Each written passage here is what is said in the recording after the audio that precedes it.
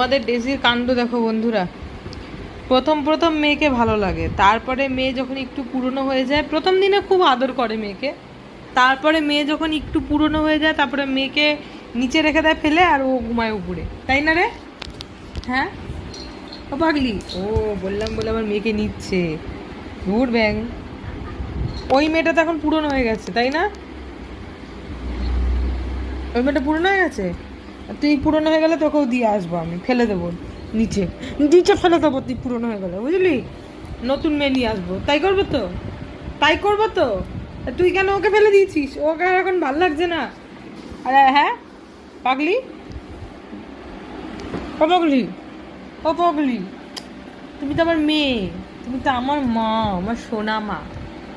ঘুমো দিবা না? ঘুমো দিতে হবে, ঘুমো দিবা না? তুমি ঘুমো দেবা না? ও বাবা গো। হ্যাঁ, মেয়েকে নিয়ে বালিশে মাথা দিয়ে ঘুমু দিতে হবে।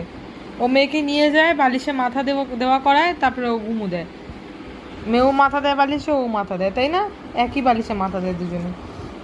আর ও ওকে ওকে ঢুকিয়ে দিচ্ছে একদম ওইদিকে। ওর যত্ন নাই, ওর যত্ন নাই। ও কার মেয়ে?